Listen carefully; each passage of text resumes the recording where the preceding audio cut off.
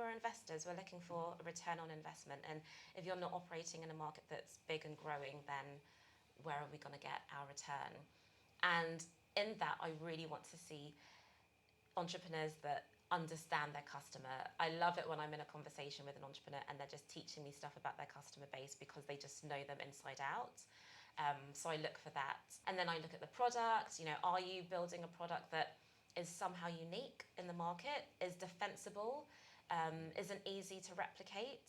Are you using technology to scale that business? So I look at the product. And then the last thing I look at is the economics. So do your unit economics make sense? So first of all, do you have a way to create recurring revenue so that even if you aren't able to continue being capitalized, you can continue to make money? And then what's your cost of acquisition versus the value of the customer? So because that indicates whether or not you have the ability to scale.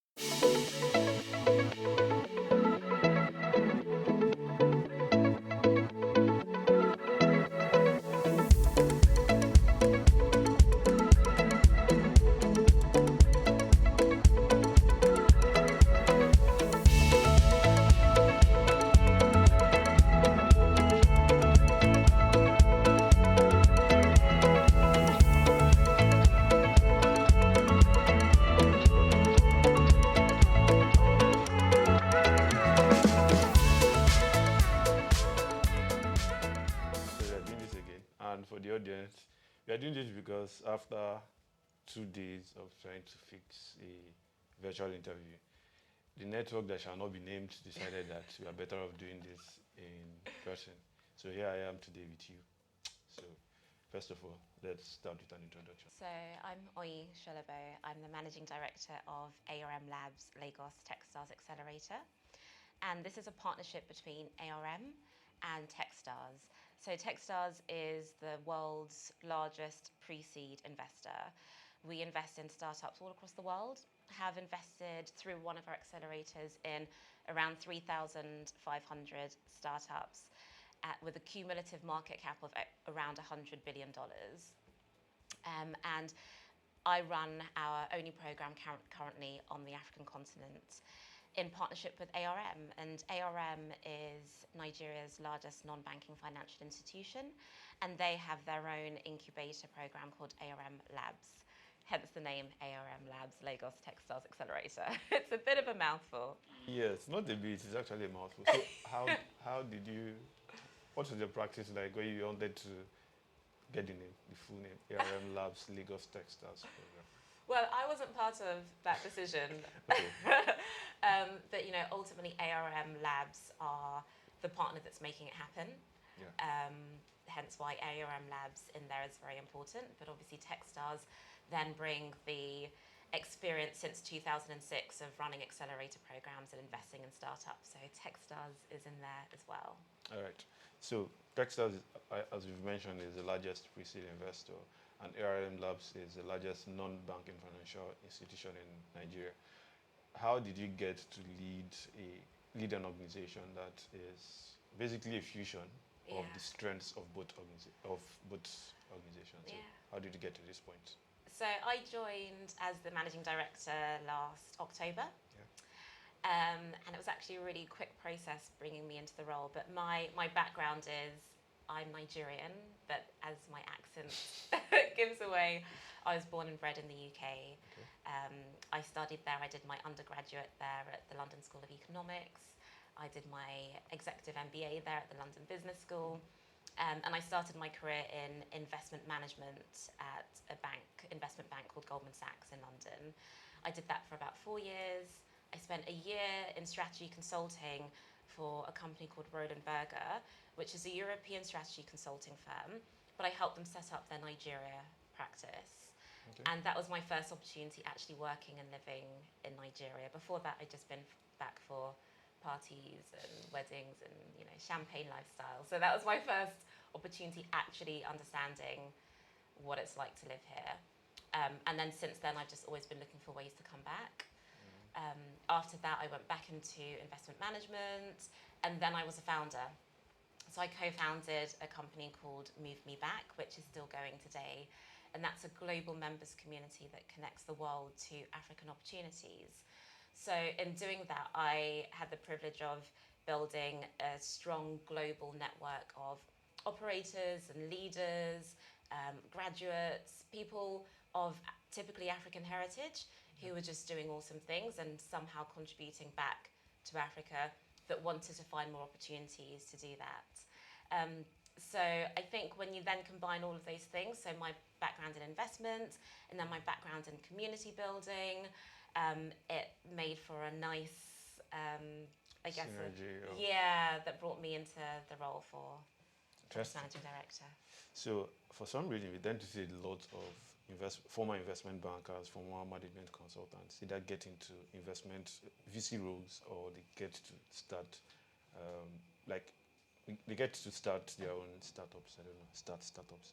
But yeah, what do you think it is about these two career paths that makes it easier or makes a lot of the people who've worked there in the past to get into entrepreneurship roles?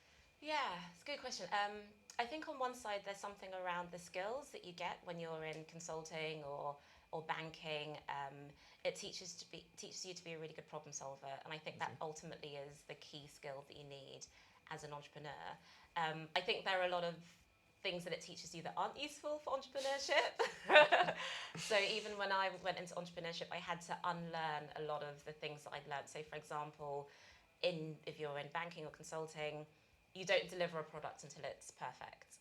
You can't do that as an entrepreneur. You've got to get really comfortable with delivering something that you're later embarrassed by to test it in the market. So things like that kind of skill set aren't so useful, but the problem solving side is really useful. I think the second thing is that they're quite lucrative career paths. So you tend to make enough money where you then have the flexibility to then be an entrepreneur. And let's not kid ourselves, being an entrepreneur is a really risky thing. So having some money in your pocket just makes it easier to do that. And then I think the third thing is that I think a lot of people get really delusioned when they're working in these sectors, because they have this idea that they're going to make impact and be able to drive decisions. And then the reality is that you can't. So I feel like a lot of these people are really smart, really driven, and they want to find a way to make more impact, and they see that they can't necessarily do that in the corporate world, so they look for ways to do it themselves. All right, fair enough. Okay, so let's talk about Techstars. You, like you mentioned earlier, are the largest pre-seed investor that comes with a lot of experience, and you just launched the ARM Labs Lagos Techstars program in Africa. That's the first that we have here in Africa. So what do you look for when you are accepting startups? So your first cohort had 12 people. Yes. And earlier I was asking you how many applications you got. So what do you look for when you are getting down to these 12 startups? Yeah.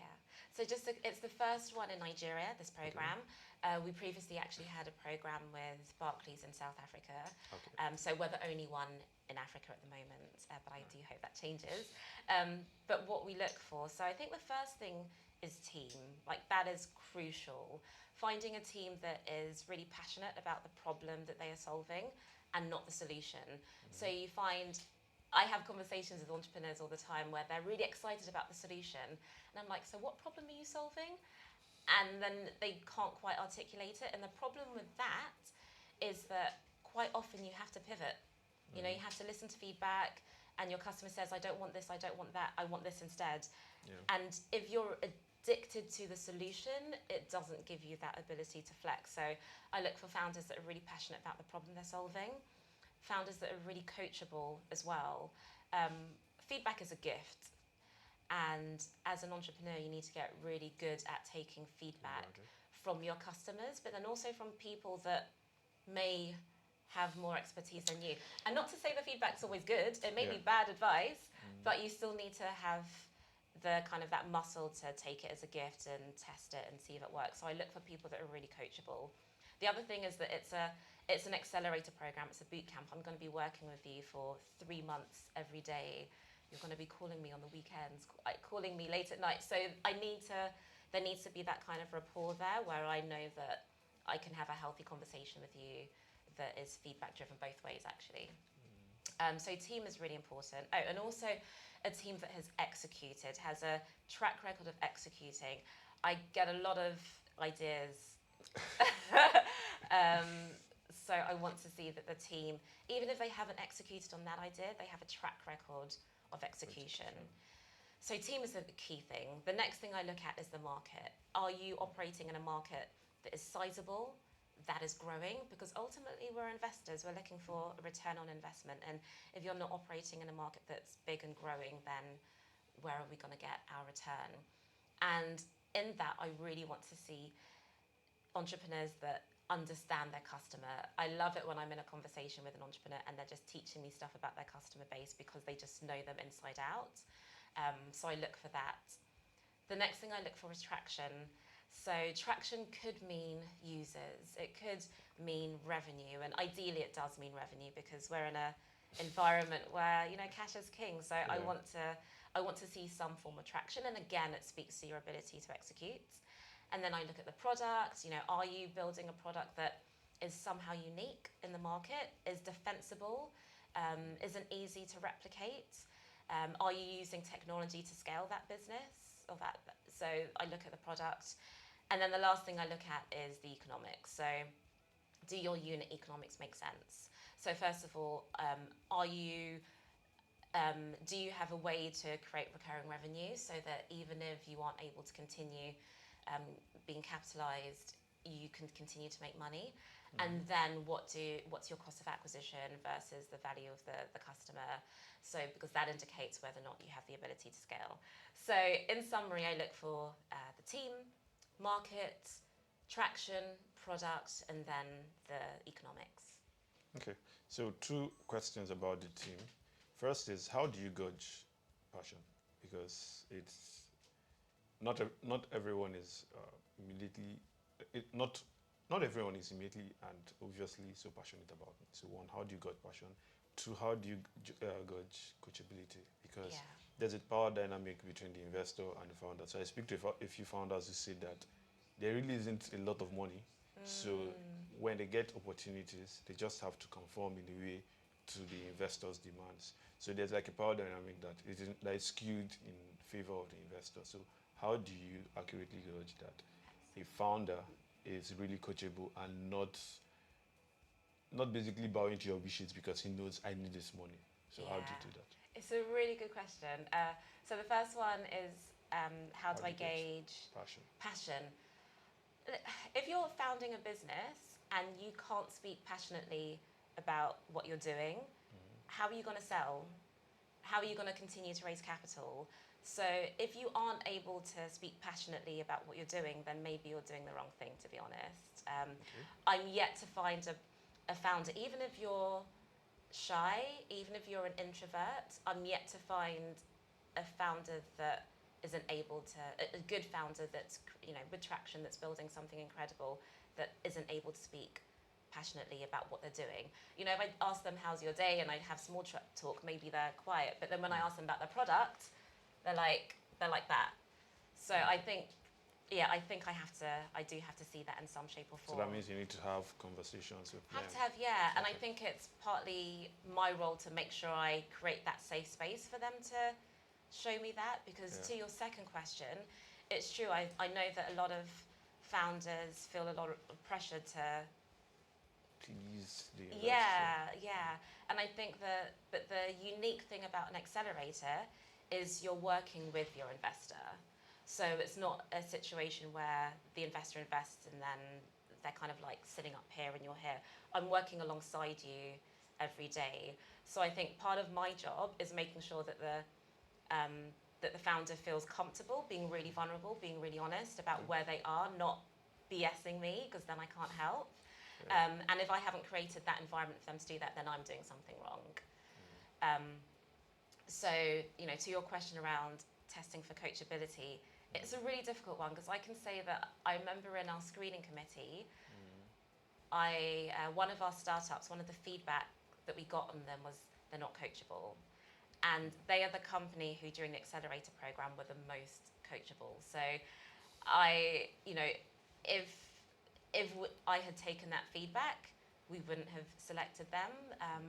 And I think that, again, just goes to spending enough time with them during the interview process so they can let down their guard and then see whether or not they take feedback. And one of the things I do is I'll play devil's advocate. I'll ask them questions that will get their back up a little bit, and then just see, are they defending, or at some point they sit back and be like, okay, all right, yeah, I hear what you're saying, maybe there's something in that.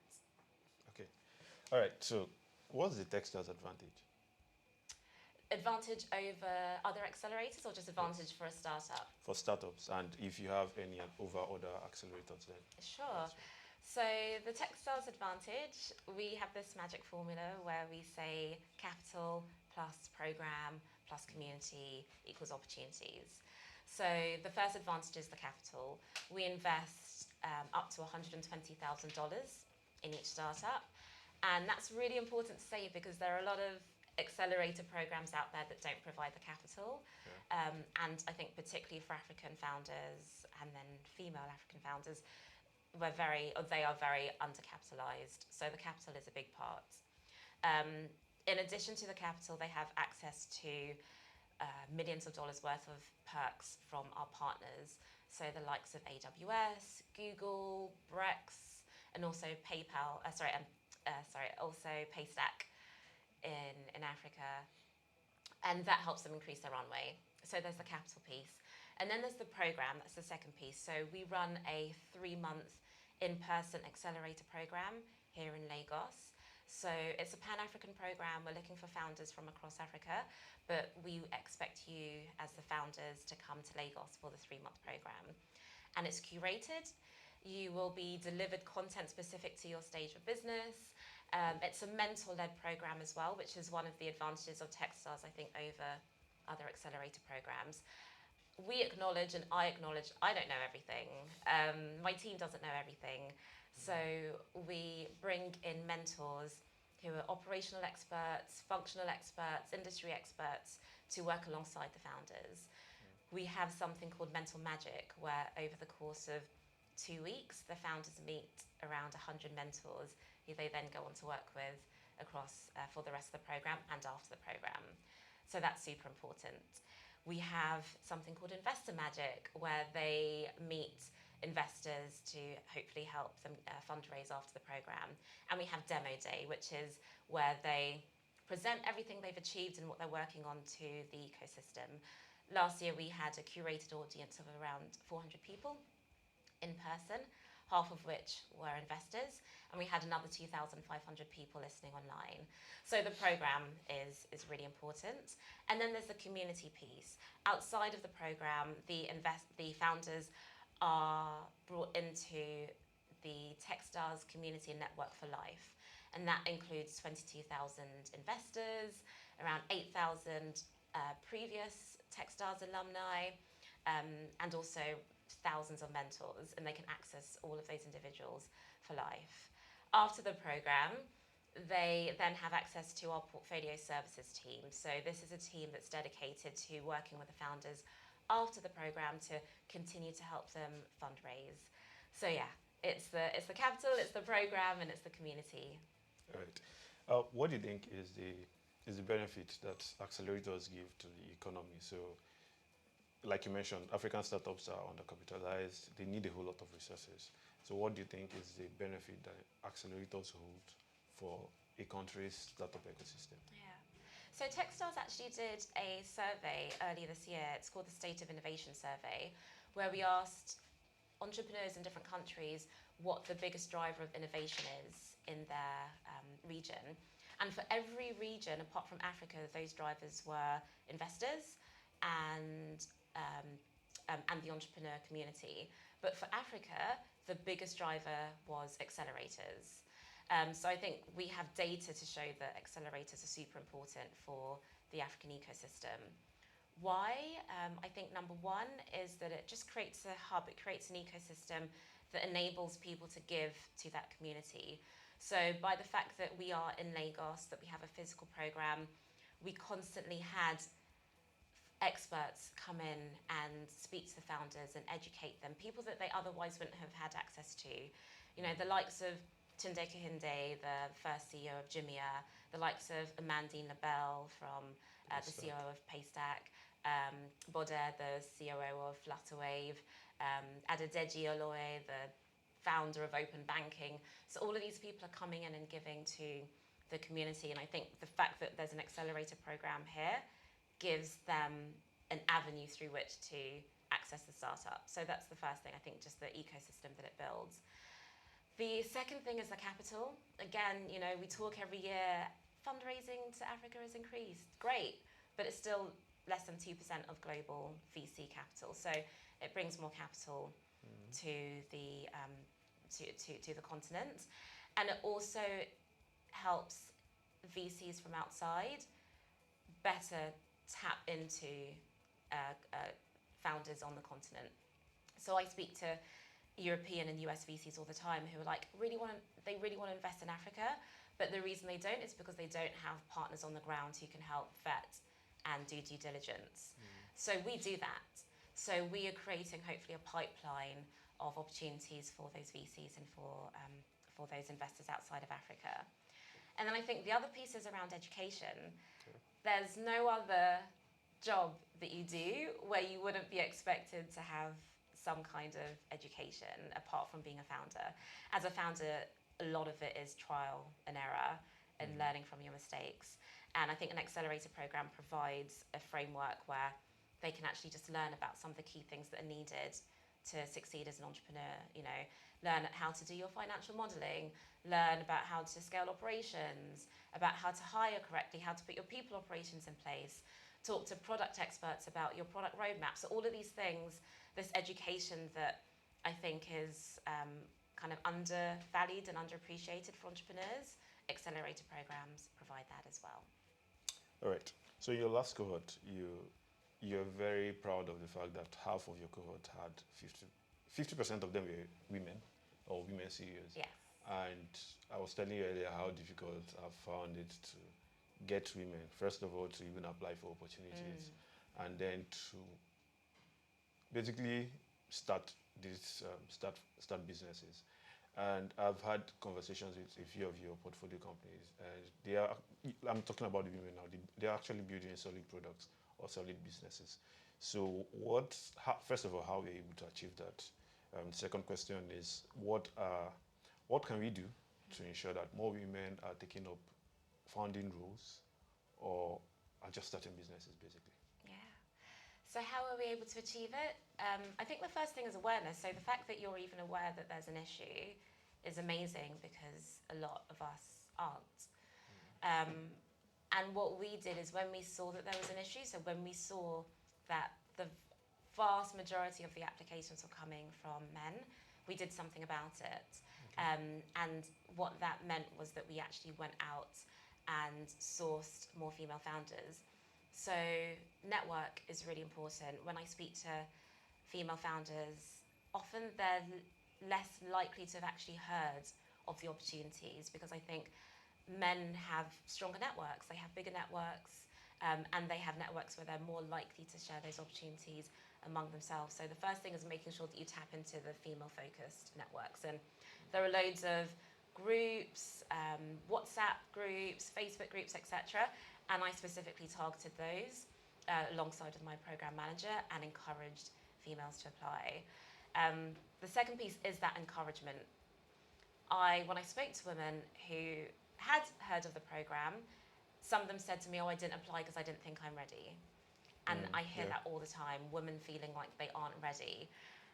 I can tell you, if I go to a networking event and there's a male CEO, and he's working on something, it's on paper for now, he has no customers, no product, versus a woman CEO who's been working something for 4 years, the man is more likely to come up to me and tell me about his business, ask me for my email address, share his pitch deck with me. So I think there's something that we need to do to actually encourage more women to apply and let them know you are ready. And even if you aren't ready, it's okay. Even if you get no, it's still part of the learning process. But unfortunately, I think that we as women, we are socialized to not step forward as much as men, and we're also socialized to take failure more personally. Yeah, I think there's some research out of Harvard that says that when a woman gets negative news, she feels it more than a man, and when she gets positive news, she feels it less than a man. So I think there's some kind of socializing and like social conditioning that needs to happen, you know. And I also think that the role of the man is really important in it. So in my cohort, one of the things that I was most impressed with was not actually the female CEOs, but the men behind the female CEOs. So we had one CEO who was pregnant during the program, and her male COO was constantly bigging her up, constantly pushing her forward, constantly saying, I'm not going to do that, she's going to do that because she's the CEO and that's her role and she deserves to be there. So really impressed by him. I've got another example of that. And then I've got an example of a female CEO who came from Kenya and had 3 children that she left behind. And she was able to do that because her husband was incredibly supportive at kind of picking up the reins and the responsibilities. And her family also were really supportive. So I think men need to back women with potential more as well. And that was definitely something that I saw with the female CEOs in my cohorts. Okay, so I think I should start looking for female communities. Yeah. To tap into. Do you have any recommendations for that? It's mostly via like WhatsApp groups. So yes, I can literally send you some WhatsApp groups that you can tap into. But then the other thing is, it's I think about it takes more work, in honesty. First of all, there are less female entrepreneurs. Let's be very honest. There are less female entrepreneurs with tech backgrounds, and investors have a preference for tech founders, which makes sense. They're building tech products. They're great if you're technical. Women CEOs are less likely to be capitalized, so they're more likely to go into lifestyle businesses than they are scale up. So there are less. So we also, as the, I guess, gatekeepers of opportunity, just need to be out there more, finding them and speaking to them. And when I see a woman CEO come up to me and just introduce myself and walk away, I'm like, okay, come back. Tell me about your business. Let's have a conversation. Yeah. You know, so I think it's also something around taking it upon ourselves to pushing them. That's more work. It is more work. The other thing, sorry, that I will say is I think representation matters. So I think it's great that you're having the conversation with these women, but I think that sometimes it takes a woman to have a conversation with a woman. And at Techstars, we have a female CEO. At ARM, there's a female CEO. I'm a female leading the program, and I hear from women all the time that there's some kind of comfort that they feel in just applying because they can see examples of, you know, women leaders. So I think, representation really matters as well. Okay, I see. All right, so how does your previous experience as a founder impact your work today with Techstars, with the cohort? I think the first thing is it gives me a lot of empathy. Being a founder is not easy. It's really not easy, and I like to have really honest conversations with founders about that. It's not for everyone. And that's okay. We're not all supposed to be founders. Some of us are supposed to be employees. I recognise that the journey is incredibly difficult, and I think I take a really empathetic approach when I'm dealing with my founders. Like, we're people first. If that person isn't all right, then how do you expect them to lead a proper business? If the relationships they have with their co-founders isn't right, how do you expect them to have enough brain capacity to actually really focus on their business? So I think the first thing it gives me is a lot of empathy. I think the second thing it gives me is a kind of a customer-centric approach. I see my founders as my customer. And as an entrepreneur, you have to be customer-centric. You have to constantly take feedback and pivot based on what the feedback that you're getting. And I took the same approach with my founders. So yes, there was kind of a framework of what I wanted to deliver for the program, but at the same time, I constantly asked them for feedback, was constantly doing surveys with them, constantly having one-on-ones where I'd ask them, what do you think you need? And then that enabled me to change the kind of the scope of the program in alignment to what they needed. Okay, so there's a conversation that it's probably going to be going on for a while. Building in public versus building in private. What would you prefer, or which of them would you choose for a founder? or would you advise a founder to go for? A combination of both.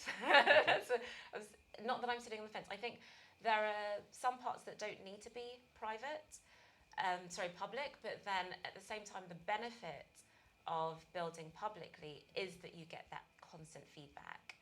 I think that if you're building a product where you're so scared that if you build in public that someone will copy it, then that's not a defensible product. There's an issue there. Okay.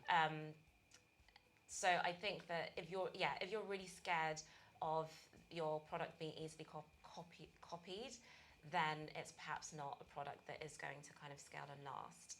So I think there has to be a combination of keeping some things that are proprietary in private, but then in terms of getting that feedback, it's really important to go out there, speak to people, speak to your customers, speak to potential investors, speak to people that have kind of been there, done that before, to get that feedback to help you pivot your business. And to be honest, I see a lot of that. I see a lot of founders that are really open about what they're building, and that gives them that constant feedback. But then I also see founders who complain that someone has copied their business. But ultimately, I think it's around execution. You know, it's around your ability to execute, and it's around your ability to find something that is really defensible. So even if someone hears about it at a high level, they can't immediately go and copy. That's really valuable advice. I didn't think about that. If you have a defensible product, I've always wondered, why would you want to build in public? When I realized if your idea or your product is not defensible, then you're probably better off not building that product at all. So yeah, good advice. All right, so final question would be, this is based on something that just happened recently. So a startup discovered that, they had already announced that we raised X amount of money, and then an investor pulled out. And it's not immediately obvious to a founder, especially if you're new to the game, that this investor has the money, or in investor speak, has dry powder for you. Yeah. So it's not immediately obvious. How would I go about it if I was a founder? To just know that, okay, this guy who is speaking with me or who is speaking to me actually has the money to invest in me. Sure. So investors do a lot of due diligence on founders, and I encourage my founders to do a lot of due diligence on their investor. The first thing is that actually, we are in an economic environment where it might happen, where the capital might run dry, and for legitimate reasons, the investor pulls out. But if the investor is pulling out and they never had that capital to begin with, and they don't have a track record of investing, or they have a track record of pulling out previously, then the question is, did the founder do enough due diligence on that investor? And due diligence can look like asking the investor, show me your portfolio companies. Can I speak to one of your portfolio companies? It could be using your community to actually identify that portfolio company and reaching out to them directly and asking the founder about their experience with that investor. I also encourage the founders to try and identify companies that failed that worked with an investor, to understand how that investor actually treated them during that process. So ultimately the answer, I think, to the question is the founder should be doing as much due diligence on the investor as the investor does on them. And it's okay, it should be a two-way relationship, I think founders need to remember that, yes, you need the capital, but those capital providers also need you to create a return, right? So it has to be a two-way relationship. If it's a relationship where it feels like the investor's here and you're here, then it's not going to work. You want an investor that you feel is going to work alongside you, is going to be really strategic, is going to be actively invested in your success. And I think that kind of investor is going to be open to you doing a little bit of due diligence on them. And it also demonstrates that you as a founder, you're a good decision maker. Like, you do the research, you do the work to make sure that you're getting into partnership with the right people. Exactly. Okay, I think I have one more question. So how do I get to be a really good investor? You've been a founder and now you're an investor, Well, so you've sat on both tables. I'm still early. I have to be honest, I'm still early. So So what do I see of people that I can say you're a good investor? I think what I see from them is they have a lot of conversations. Okay. Like they're constantly having conversations with founders, constantly looking at what's going on in other markets, and not to replicate those models, but to kind of like observe the direction of the direction to see whether or not there are some implications for what's going on in the continent. So I think you have to be, number one, you have to spend the time having a lot of conversations. I think number two is you need to have a team or other people around you that can help you make the right decisions. I think that what that means is not having the ego to say, I'm a good investor, I'm going to make the right decision, but rather leaning on other people that may have domain expertise or may have seen similar models before you, to ask them for your advice. And that is something I'm super open to doing. You know, as I say, I don't know all the answers. I will never know all the answers. So what I do a lot is I lean on other people in the industry. So for example, the last stage of the interview process with the Accelerator is a screening committee. And last year that was a 15-person screening committee that involved some people from Techstars, including other managing directors. It included people from ARM, our partners. And then I also invited external investors, Olamide Shoyinbo, Foppe from Helios, Charlene Chen, who was a COO at Azar Finance, and Ashim from Octera Capital. So these are people that have been investing for a long time. I lent on their expertise to help me make that decision. So that's the decision part. But then there's also, it doesn't stop at the decision. It doesn't stop when you make an investment. I think to be a really good investor, you also have to appreciate that it's not just about the capital, but it's also about what else can you bring. And what else you can bring may be your own expertise. It may be about opening doors to other investors or other advisors for your founder. It may be you just having really good listening skills, so you're understanding what the problem is in that startup. It may be you being just creating an environment where the startup can be really vulnerable to tell you what challenges they're having, so you can find a solution before it gets really difficult. So I think there's a piece around being able to make a really good decision, but then there's also that kind of relationship advisory, strategic piece around how can I actively help that company grow and not just see myself as a capital provider. All right. So I think with that, we come to the close of this conversation. It's been an exciting conversation, and thank you so much for your time. And we should do a different conversation some other time. Could be next year, could be later this year. But for sure. Thank you for having me. Thank you. Thank you.